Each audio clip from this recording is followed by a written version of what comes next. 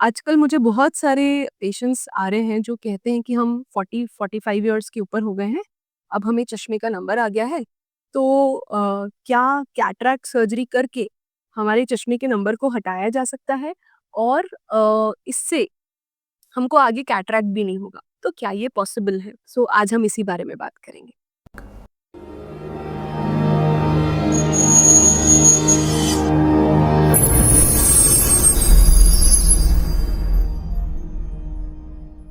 नमस्ते, मैं हूँ डॉक्टर तृषा अग्रवाल। ये जो सर्जरी है, इसका नाम होता है रिफ्रैक्टिव लेंस एक्सचेंज। जैसे कि हम सब जानते हैं, जैसे हमारी उम्र 45 इयर्स के आसपास आती है, तो हमारी आई के मसल्स वीक होने लग जाते हैं और हमको पास के चश्मे का नंबर आ जाता है, जिसको हम प्रेसबायोपिया बोलते हैं। ये नंबर जैसे जैसे हमारी आई के मसल्स वीक होती जाती हैं, हमारा चश्मे का नंबर धीरे धीरे बढ़ता जाता है। तो ये +1 से शुरू होता है, गोज टू +1.5, 2 और फिर 2.5, 3 पे जाके ये स्टेबल हो जाता है। एट दैट टाइम पे जो लोग ने कभी भी चश्मा नहीं पहना है, वो काफ़ी ज़्यादा ट्रबल हो जाते हैं और वो चश्मा नहीं लगाना चाहते हैं। सो इसको हटाने के बहुत सारे ऑप्शंस अवेलेबल हैं। जैसे कि आप मल्टीफोकल कॉन्टैक्ट लेंसेज आंख में पहन सकते हैं। इससे आपको दूर का भी दिखेगा और पास का भी दिखेगा, अगर आप ग्लासेस नहीं पहनना चाहते हैं। सेकेंड ऑप्शन है कि आप लेसिक सर्जरी के लिए भी जा सकते हैं।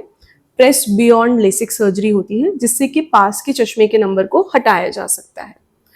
बट जैसे मैंने आपको बताया कि जो पास का नंबर है वो एक स्टेबल नंबर नहीं है, that is a dynamic number. वो उम्र के साथ धीरे धीरे बढ़ रहा है। सो अगर आप प्रेस बियॉन्ड लेसिक कराते हैं, सो आपका जो नंबर आज है वो तो करेक्ट हो जाएगा, but with time I think after 6 months और 1 ईयर आपको थोड़ा बहुत चश्मे का नंबर वापस आ सकता है। थर्ड एक जो ऑप्शन है, जिसके बारे में आजकल बहुत चर्चा हो रही है सोशल मीडिया पे, वो है रिफ्रैक्टिव लेंस एक्सचेंज। सो रिफ्रैक्टिव लेंस एक्सचेंज में होता क्या है? सो यदि हम देखें, ये हमारे आँख का मॉडल है एंड ये हमारी आँख में एक नेचुरल लेंस है। अब ये लेंस नॉर्मली क्लियर होता है और विद एज धीरे धीरे इसमें धुंधलापन आने लग जाता है। जब इसमें धुंधलापन आ जाता है, तब उसको हम कैटरैक्ट बोलते हैं और कैटरैक्ट के वक्त हम ये लेंस को हटा के इसकी जगह क्लियर लेंस इम्प्लांट कर देते हैं आँख में, जिससे कि आपका विजन पूरा क्लियर हो जाता है।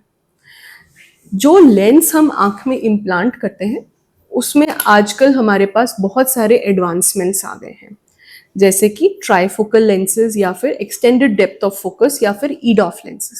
सो ये लेंसेज से हमारे दूर का विजन तो क्लियर होता ही है, बट हमारे पास का विजन भी बहुत क्लियर हो जाता है, it becomes very clear. So refractive lens exchange में क्या है कि हमारा मोतियाबिंद अभी आंख में नहीं हुआ है, बट हमने आंख के नेचुरल लेंस को हटा के ये जो एडवांस लेंसेज हैं, इनको हमने आंख में इम्प्लांट कर दिया है और इससे हमारा डिस्टेंस विजन भी बेटर हो गया है, नियर विजन भी बेटर हो गया है।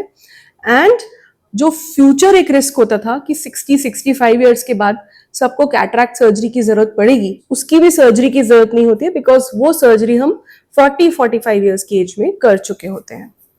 सो इस सर्जरी के क्या एडवांटेजेस हैं, क्या डिसएडवांटेजेस हैं और क्या सबको ये सर्जरी करानी चाहिए? सो अल्टीमेटली जो एक चीज मैं अपने सभी पेशेंट्स को कहती हूँ कि आप कोई भी प्रोसीजर प्लान करते हैं, it is a surgery at the end of the day.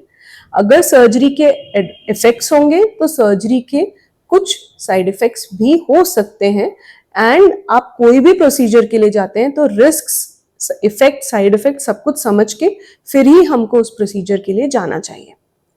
So definitely refractive lens exchange is a very good procedure और बहुत सारे लोग जिनको बहुत हाई चश्मे का नंबर होता है और वो चश्मे से निदान चाहते हैं, वो चश्मा नहीं पहनना चाहते, या फिर बहुत सारे लोग जिनको -5, -6 नंबर होता है और अब उनको एज की वजह से +1, +2 नंबर आ रहा है पास का, तो उनको बहुत ज़्यादा परेशानी होती है।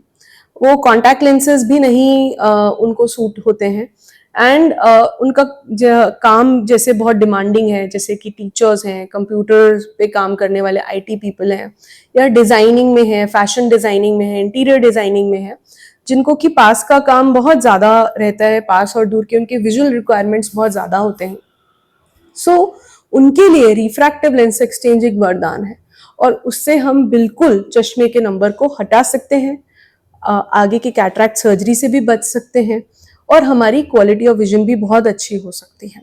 बट हमको एक चीज ये समझनी है कि सर्जरी प्लान करने से पहले आई का फुल चेकअप होना बहुत जरूरी है। आई में जो पीछे वाला पार्ट है रेटिना, उसका चेकअप करना बहुत आवश्यक है, ये देखने के लिए कि रेटिना में कोई वीक एरियाज तो नहीं है।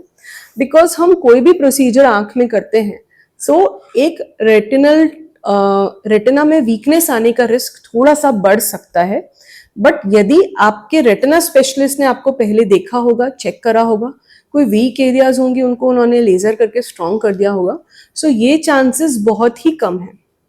कोई भी सर्जरी अगर हम करते हैं, there is always a very very minor risk, 0.001% risk of any infections or any complications.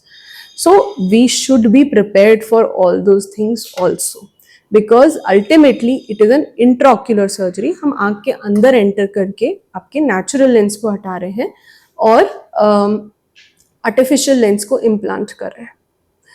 Again one more thing I want to stress here is that कि हम कोई भी अगर आर्टिफिशियल लेंस आंख में इम्प्लांट करते हैं, हम आपकी जो विजन थी जब आप 10 इयर्स के थे, 11 इयर्स के थे, हम उसको कभी भी पूरी तरीके से मैच नहीं कर पाएंगे। सो ये चीज को समझना भी जरूरी है कि हमारी एक्सपेक्टेशंस जो है, डेफिनेटली हमारी जो क्वालिटी ऑफ लाइफ है, हमारी जो मूवेबिलिटी है, जो हमको दिख रहा है दूर और पास का, वो बहुत बेटर हो जाएगा। बट यदि हम सोचे कि हमारा विजन ऐसा हो जाए जैसे हम जब 20 साल के थे, वो एग्जैक्ट क्लैरिटी और एग्जैक्ट प्रिसीजन होना थोड़ा मुश्किल है, बिकॉज जैसी नेचर ने बनाई है उसको हम पूरी तरीके से 100% रेप्लिकेट नहीं कर सकते हैं। सो बिल्कुल refractive lens exchange is a very good option, आप उसके लिए जा सकते हैं, बट उसके रिस्क्स बेनिफिट्स सब चीजें अपने डॉक्टर से डिस्कस करें एंड देन डिसाइड करें कि क्या आप उस सर्जरी के लिए जाना चाहते हैं। Thank you.